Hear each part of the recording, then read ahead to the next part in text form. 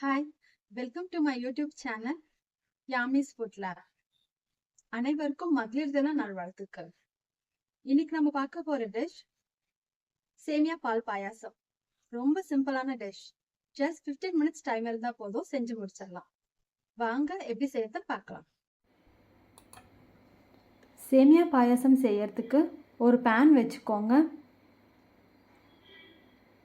Pan சூடானதும் 1 teaspoon நெய் சேர்த்துக்கோங்க.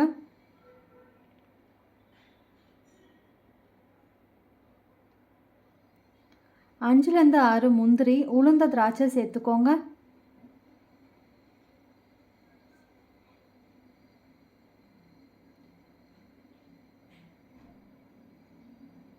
நல்லா வறுத்துக்கோங்க.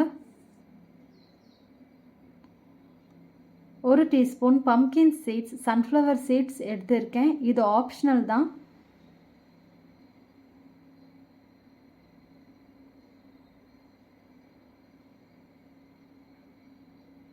எல்லாம் நல்லா வறுபட்டதும் தனியாக ஒரு பாத்திரத்தில் எடுத்து வச்சுக்கோங்க.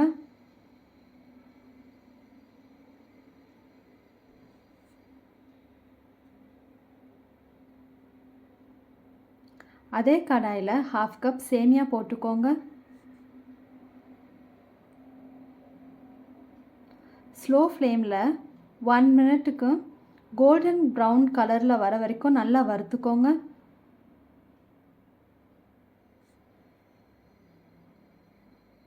½ லிட்டர் காசின பால் எடுத்திருக்கேன்.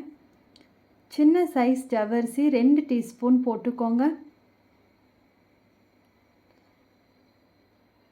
ஜவ்வரிசி நீங்கள் போட்டதுமே நல்லா கலந்து விட்டுடணும், இல்லைன்னா அடி பிடிக்கும்.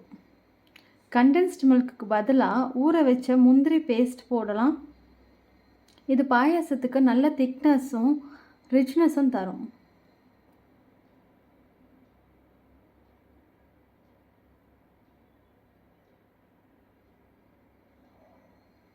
ஜவ்வரிசி நல்லா வெந்துடுச்சு.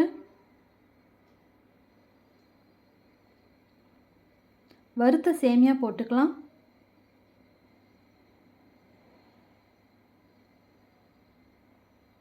மூணு ஏலக்காய் இடித்து போட்டுக்கோங்க.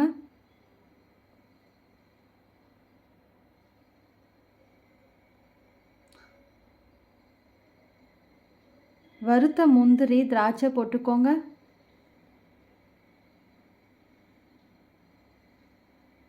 சேமியா நல்லா வெந்துடுச்சு.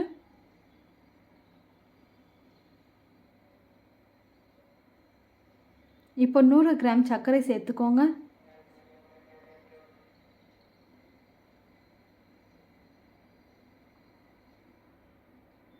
ஒரு சின்ன துண்டு பச்சை கற்பூரம் சேர்த்துக்கோங்க. இது பாயசத்துக்கு நல்ல ஃப்ளேவரும் வாசமும் தரும்.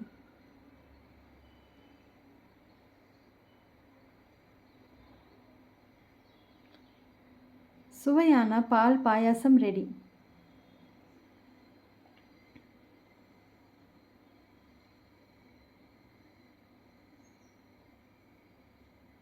ட்ரை பண்ணி பாருங்கள்.